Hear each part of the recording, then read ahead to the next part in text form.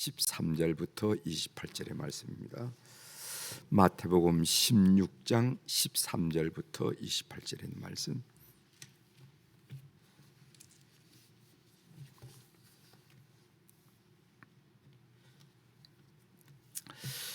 이제 13절부터 제가 봉독해 드리겠습니다. 볼륨을 조금 올려야 되겠죠? 네. 볼륨을 조금 올려주십시오. 네. 마태복음 16장 13절부터 제가 봉독해 드리겠습니다. 예수께서 빌립보 가이사라 지방에 이르러 제자들에게 물어 이르시되 사람들이 인자를 누구라 하느냐 이르되 더러는 세례 요한 더러는 엘리야 어떤 이는 예레미야나 선자 중에 하나라 하나이다. 이르시되 너희는 나를 누구라 하느냐.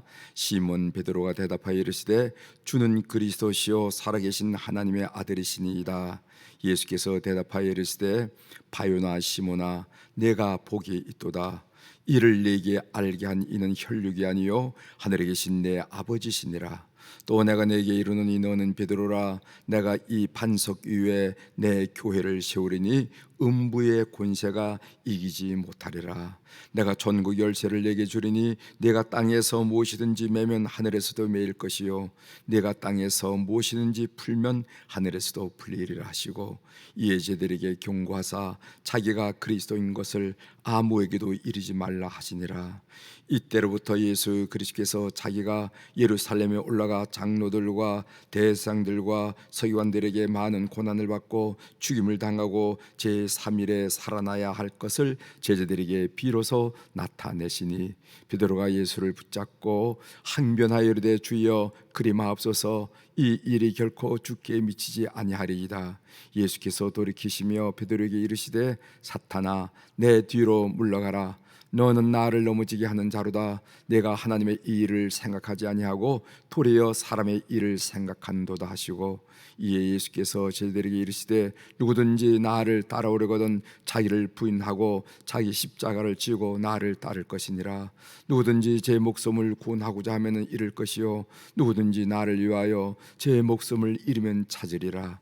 사람이 만일 온 천하를 얻고도 제 목숨을 잃으면 무엇이 유익하리요. 사람이 무엇을 주고 제 목숨과 바꾸겠느냐. 인자가 아버지의 영광으로 그 천사들과 함께 오리니 그때 각 사람이 행한 대로 갚으리라. 진실로 너에게 이르노니 여기 서 있는 사람 중에 죽기 전에 인자가 그 왕권을 가지고 오는 것을 볼 자들도 있느니라. 아멘.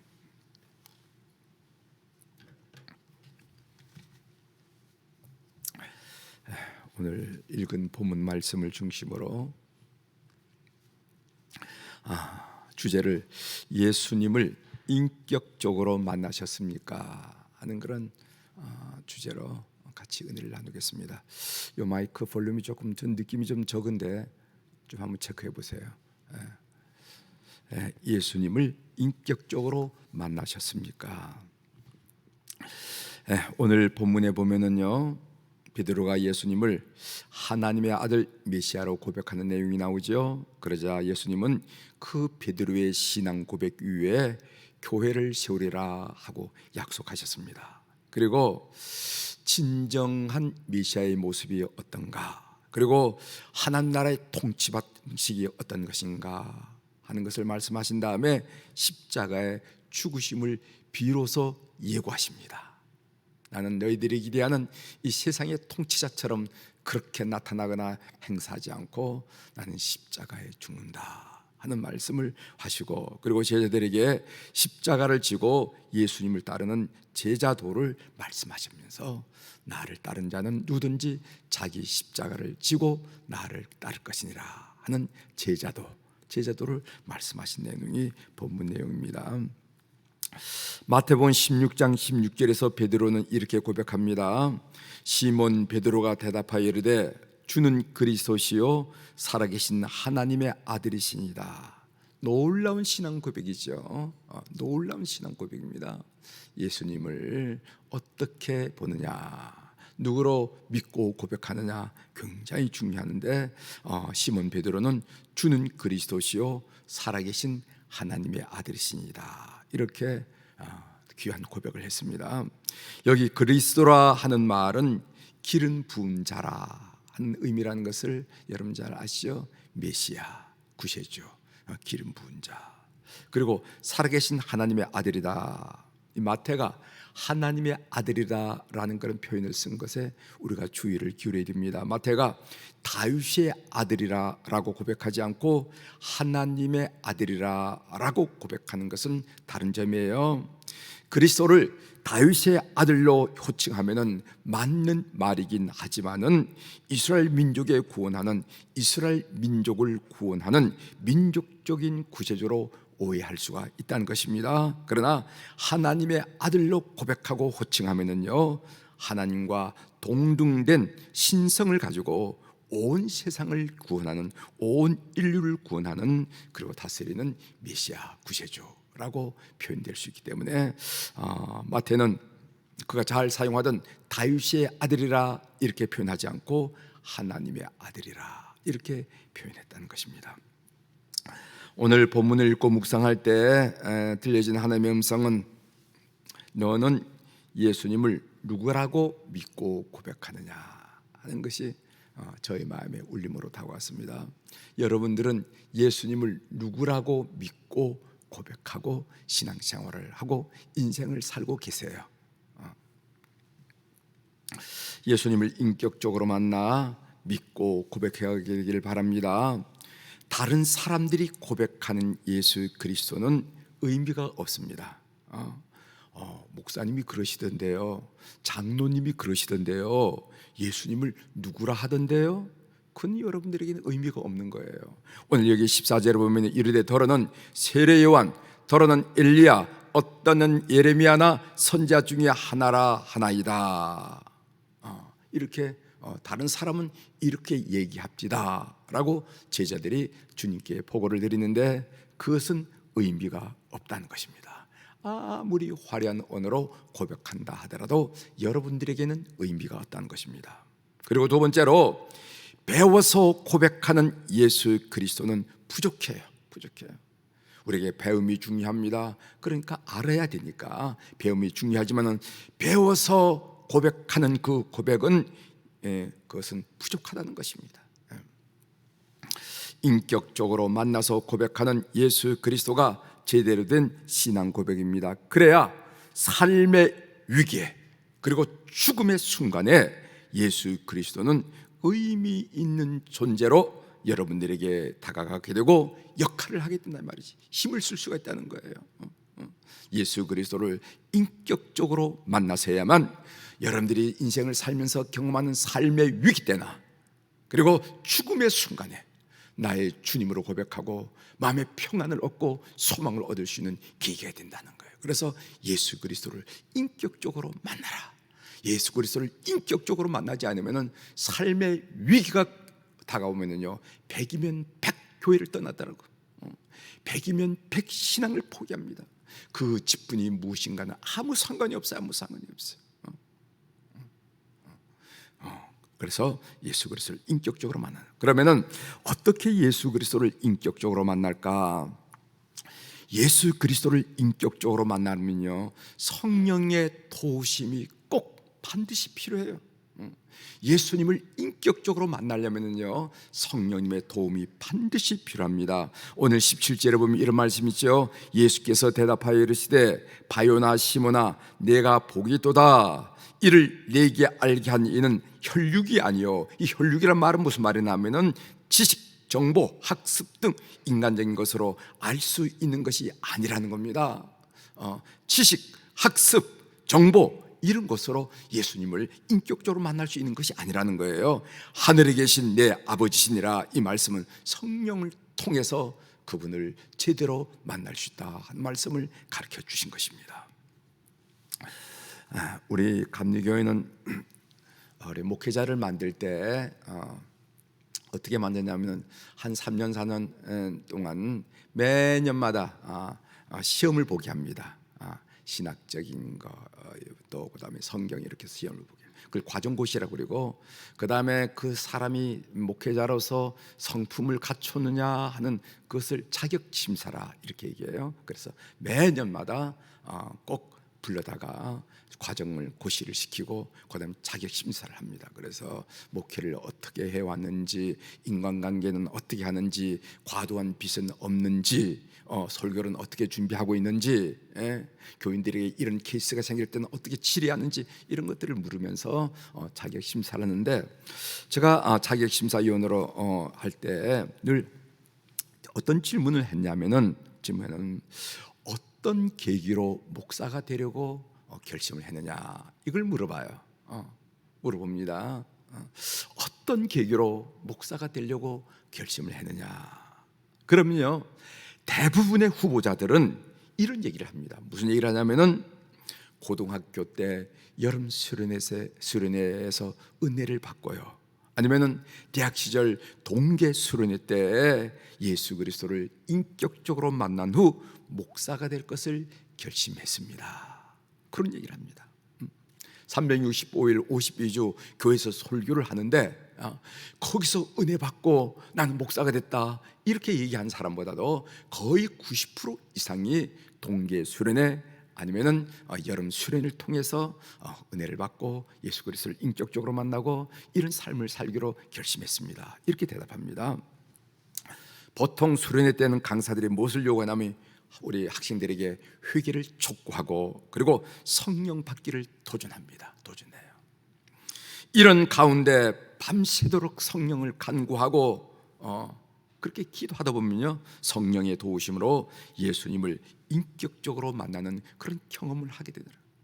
요즘 코로나19 바이러스로 그런 모임을 갖기가 어렵지만은 여러분들의 자녀들이, 여러분 손자들이 어떤 여름 수련회를 간다, 동계 수련회를 간다, 여러분 그 넉넉하게 보내시길 바랍니다.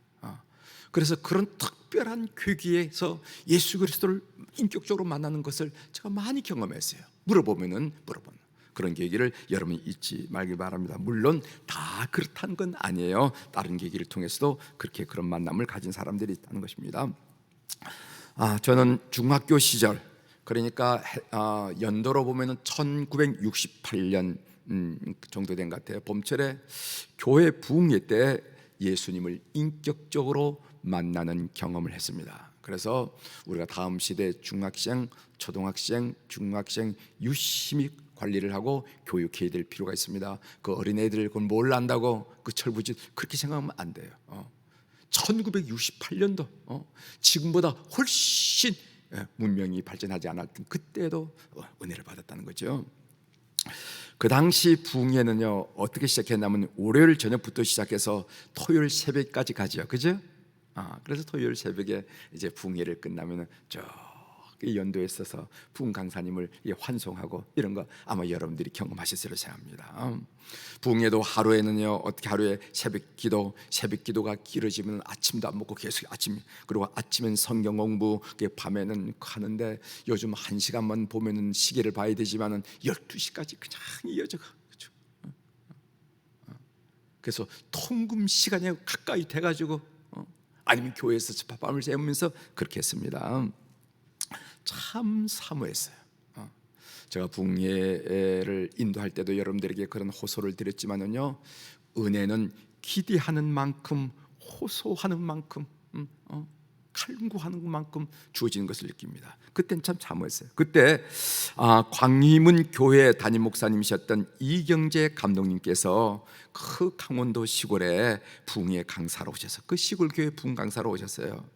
저는 방언을 받거나 환상을 본 것이 아니라 하나님의 말씀이 깨달아지더라고요. 말씀이 믿어지더라고요. 그래서 중학생이었지만은 말씀이 꿀송이처럼 달게 느껴졌고 저 자신이 죄인임이 깊이 깨달아졌고 예수 그리스도께서 십자가를 지심으로 내 죄 문제를 해결하셨다는 것이 믿어졌고 온 세상이 다 아름답고 감사하는 내용이 되었습니다. 온 세상이 다 아름답습니다. 예전에는 그 개천 옆에 미루나무를 쭉 심어놨는데 그 봄철에 미루나무에 이런 새싹이 돌은 바람결에 바람이 흔들리고 햇빛을 받으면요, 그 모든 광경이 저한테는 천사들의 박수 소리도 들리더라고요. 박수 소리. 그 햇빛에 반짝반짝하는 것이 천사들이 저를 향해서 박수를 치는 것으로 느껴졌습니다. 가슴에 고상한 꿈이 일기 시작했어요. 제가 여러분 말씀드렸죠. 강원도에서 저 서쪽으로 보면 백두대간인데 백두대간이 높아 보이지 않고 저 동해 바다가 넓어 보이지 않더란 말이죠. 한 손에 다 거머쥘 것 같았어요. 느낌이. 성령께서 예수 그리스도를 인격적으로 만나니까 그 시골 소년을 이렇게 만들더라는 것을 여러분들에게 고백드렸습니다. 제 인생의 가장 중요한 사건이 되었습니다. 제 삶의 목표가 완전히 바꿔놨어요. 저는 군인 장교가 되고 싶었고, 그리고 또 교사, 어린아이들을 가르치는 교사가 되어서 시도 쓰고 동화도 만들고 찍고 글을 쓰면서 그 어린아이를 가르치는 그런 맑은 눈에 그런 것들 그리고 살았어요. 그러나 그 사건 다음 저는 목회자가 되기로 결심을 했던 것입니다. 여러분은 예수님을 누구라고 믿고 고백하고 있습니까? 다른 사람의 고백은 의미가 없습니다. 배워서 하는 고백은 부족합니다. 성령의 도움으로 예수 그리스도를 인격적으로 만나 믿고 고백하는 우리 교우들이 되기를 주의 이름으로 축원합니다. 성령님은 너무도 좋은 분이시기 때문에 여러분들이 진심으로 도와달라고 하면요 반드시 어떤 계기를 통해서 여러분들께 도움을 드립니다. 도움을 드릴 성령님은 그런 분이에요. 간절하게 성령님을 요청하셔서 이왕 신앙생활 하는 바에는 이왕 신앙생활 예수님을 인격적으로 만나서 삶의 위기를 그 힘으로, 그 능력으로, 그 사랑으로 견뎌나가고 죽음의 순간도 그분 뵙고 싶은 열망이 가득 차서 죽음이 두렵지 않은 그런 여러분들의 삶이 되기를 주의 이름으로 축원합니다. 기도하시겠습니다. 하나님 아버지, 오늘 주는 그리스도시요 살아계신 하나님의 아들이시니다 하는 베드로의 그 장엄하고 놀라운 신앙 고백을 통해서 그러면 나는 예수 그리스도를 누구라고 믿고 고백하고 있는지 뒷묻을 수 있도록 도와주셔서 감사합니다. 온 교우들 하여금 성령님의 도우심으로 말미암아 예수 그리스도를 제대로 믿고 제대로 고백하면서 삶의 위기를 극복하고 그리고 마지막 죽음의 순간도 주님 뵙고 싶은 열망이 가슴에 뜨겁게 차올라 죽음이 두려운 것이 아니라 오히려 소망이 죽음을 누르는 그런 귀한 믿음을, 그런 고백을, 그런 삶을 사는 교우들이 다 될 수 있도록 은총을 베풀어 주옵소서. 오늘 우리 사랑 교우들이 주님 앞에 귀한 물질을 드렸습니다. 주님 눈여겨 살피시고 그 이름들, 그 사연들 통촉하여 주시옵소서. 우리 한우들 주님 앞에 올려드립니다. 하나님, 병원에서 가정에서 치료받고 진료받는 우리 모든 한우들, 오늘 이 새벽에도 주님 방문하셔 그들의 영혼을 방문하여 주시고 그들의 마음을 방문하여 주시고 그들의 육체의 나약한 육체에 방문하여 주셔서 회복의 놀라운 역사가 일어나게 도와주시옵소서. 그래서 모든 교우들이 여호와 샤파 예수 승리를 고백하는 큰 은혜가 있게 도와주시옵소서. 오늘 또 우리 자녀들을 주님 앞에 올려드립니다. 참으로 우리 자손들을 주님 앞에 올려드립니다. 주님 살피시고 이끄시고 도우셔서 예전에 이스라엘 백성들을 낮으로는 구름 기둥, 밤으로 불 기둥으로 인도하신 것처럼 오늘 또 우리 모든 가솔들을 불 기둥으로, 구름 기둥으로 인도하셔서 승리한 하루가 되도록 역사하여 주시옵소서. 오늘 또 하늘의 주권과 땅의 주권을 가진 우리 주님의 이름으로 이 새벽에 선포합니다. 내 영혼이 잘된 같이 범사가 잘되고 강건한 축복을 이 새벽에 주님 아래 난 우리 모든 교우들이, 그리고 이 말씀을 듣고 힘을 얻는 우리 모든 교우들이 늘 하루를 승리 가운데 이끌 받을 수 있도록 도와주시옵소서. 감사드리며 예수님의 이름으로 기도 올리옵나이다. 아멘.